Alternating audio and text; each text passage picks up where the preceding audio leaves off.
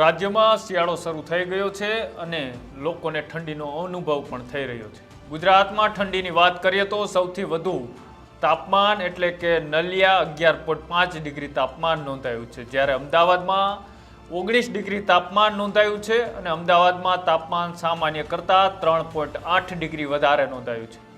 પરંતુ વેસ્ટર્ન ડિઝાસ્ટરની સક્રિય હોવાને કારણે ગુજરાતના વાતાવરણમાં બદલાવ આવી રહ્યો છે।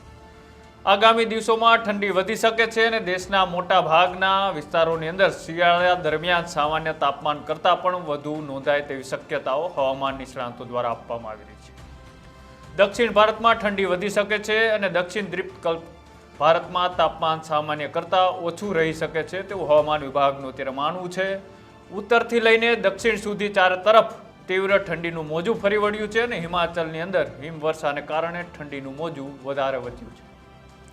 તો વાત કરી તો ડિસેમ્બરના આગમનથી સાથે જ ઠંડીએ પણ પોતાનો રંગ બતાવવાનું શરૂ કરી દીધું છે, પરંતુ ડિસેમ્બરના આગામી દિવસો આના કરતાં વધુ ભયાનક જશે તેવી આગાહી હવામાન વિભાગ દ્વારા કરવામાં આવી છે।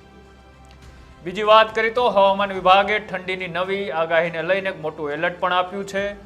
જો કે ડિસેમ્બરમાં ફેંગલ સિવાય પણ વધુ એક વાવાઝોડાની આગાહી તેમના દ્વારા કરવામાં આવી છે અને વાવાઝોડાના કારણે ઉત્તર ગુજરાત, મધ્ય ગુજરાત, કચ્છના મોટા ભાગના લઘુત્તમ તાપમાન સામાન્ય કરતાં વધવા છતાં પણ ઠંડીની અસર જોવા મળશે।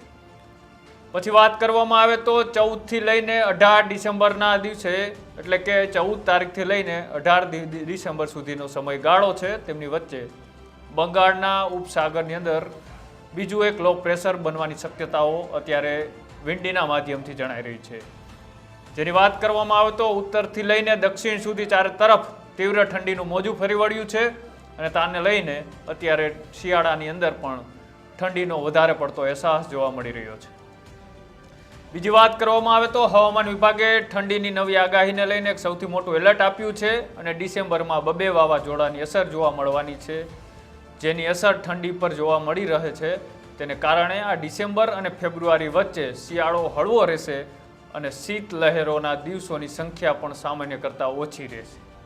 જોકે વાતાવરણ આગામી સમયમાં કેવી કરવટ બદલે છે તે તો આગામી દિવસોમાં જોવા મળશે, પરંતુ ગુજરાતની આગાહીને લઈને હવામાન નિષ્ણાત એટલે કે પરેશ ગોસ્વામીએ શું કહ્યું તે પણ એકવાર સાંભળો।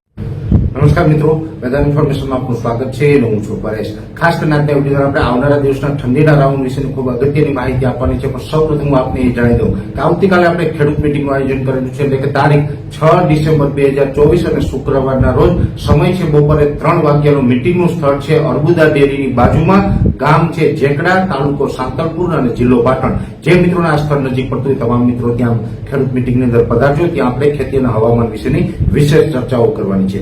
ખાસ કરીને માહિતી આપવાની છે આવનારા દિવસના ઠંડીના રાઉન્ડની। આમ જોવા જઈએ તો અત્યારે મોટા ભાગના ગુજરાતના ઘણા બધા વિસ્તારો એવા છે જ્યાં વાદળછાયું વાતાવરણ છે, એક પ્રકારે કસ બંધાયેલો છે, કાતરો બંધાયેલો છે અને આ કાતરો છે એ આવનારા ચોમાસાની અંદર આપણે વરસાદના રૂપમાં સારો એવો લાભ આપી શકે છે। જોકે અત્યારે આ ઘાટા વાદળ થયા છે એનું મેઇન કારણ એ છે કે આ જે ફેંજલ વાવાઝોડું હતું જે દક્ષિણ ભારતના અનેક વિસ્તારોને પ્રભાવિત કર્યું અને હવે એ વાવાઝોડાને કારણે ગુજરાતના આ વાદળછાયાના વાતાવરણના રૂપમાં આપણે અસર થઈ રહી છે અને આ વાદળછાયા વાતાવરણ વિશે રાજ્યના એકલ દોકલ સેન્ટરની અંદર એકદમ છૂટાછવાયા આપણે જે આગાહી આપી હતી એમ અમુક જગ્યાએ ઝાપટાઓ પણ નોંધાયા હશે। હવે ખાસ જે વાત કરવાની છે ઠંડીના રાઉન્ડની, આ જે વાદળો છે એ લગભગ અમારું અનુમાન છે ત્યાં સુધી 6 અથવા તો 7 તારીખથી વિખાઈ જશે અને વાતાવરણ છે એ ચોખ્ખું થઈ જશે। અને અત્યારે ઉત્તર ભારતના પહાડી પ્રદેશો હોય જેમાં જમ્મુ કાશ્મીર હોય, લેહ લદ્દાખ છે, હિમાચલ પ્રદેશ છે, ઉત્તરાખંડ છે, એ વિસ્તારો ઉપરથી એક મજબૂત WD એટલે કે વેસ્ટર્ન ડિસ્ટર્બન્સ છે એ પસાર થઈ રહ્યું છે અને ત્યાં ખૂબ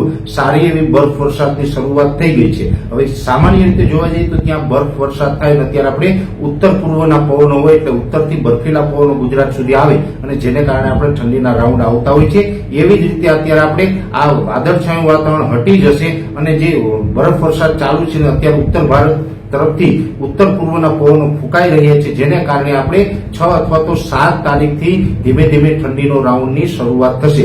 જો કે 2024ના જે આ શિયાળાની શરૂઆત થઈ એમાં એકાદ ઠંડીનો સારો એવો રાઉન્ડ જોવા મળ્યો હતો અને એ પણ માત્ર 2 અથવા તો 3 દિવસનો હતો, પણ કોઈ મોટો ઠંડીનો રાઉન્ડ આપણે જોવા નથી મળ્યો। પણ આ જે 1 થી 2 દિવસની અંદર જે ઠંડીનો રાઉન્ડ શરૂ થઈ રહ્યો છે આ ઠંડી છે ખૂબ સારી હશે। આમ જોવા જઈએ તો ગયા ઠંડીના રાઉન્ડની અંદર તાપમાન છે સૌથી નીચામાં નીચું વાત કરવા જઈએ તો લઘુત્તમ તાપમાન છે એ 11 થી 12 ડિગ્રી સુધી નોંધાયું હતું, પણ આ ઠંડીના રાઉન્ડની અંદર 10 ડિગ્રી કરતા પણ તાપમાન નીચે આવે તેવી શક્યતાઓ છે.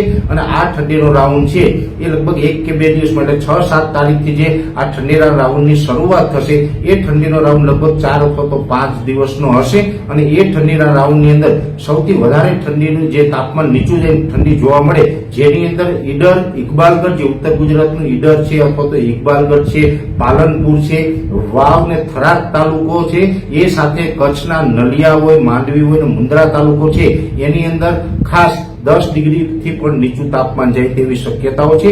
અને સૌરાષ્ટ્રમાં પણ લગભગ અમરેલી, જુનાગઢ અને ઉના જેવા વિસ્તારોની અંદર તાપમાન છે ખૂબ નીચું જાય તેવી શક્યતાઓ દેખાઈ રહી છે. અને એકંદરે જોઈએ તો બીજા વિસ્તારોમાં પણ સારો એવો ઠંડીનો માહોલ જોવા મળશે.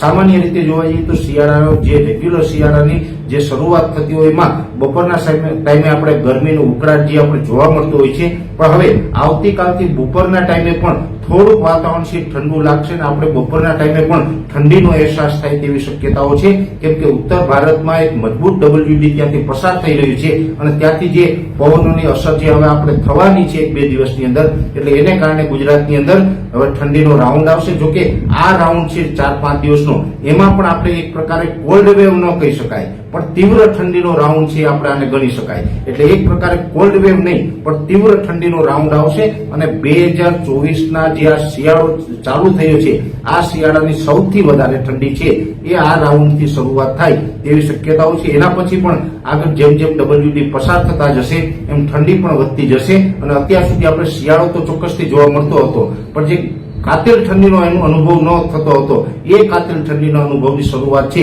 એ હવે આપણે 1-2 દિવસમાં થઈ જશે. અને હવે આગળ ઉપર આપણે શિયાળો ખૂબ જામશે અને સંપૂર્ણ ડિસેમ્બર મહિના દરમિયાન સારી એવી ઠંડી આપણે જોવા મળે એવી શક્યતાઓ અમે માની રહ્યા છે. વિશેષ માહિતી છે નેક્સ્ટ વિડીયોમાં આપવામાં આવશે. અત્યારે આ વિડીયોની અંદર એટલું. અંતમાં દરેક મિત્રોને વિનંતી રહેશે કે વિડીયો લાઈક આપીને દરેક ગ્રુપમાં શેર કરી દેવો અને જે મિત્રો આપણી ચેનલને સબસ્ક્રાઇબ ન કરી હોય એ મિત્રો ચેનલને સબસ્ક્રાઇબ કરવી. આ રજા આપશો. ધન્યવાદ.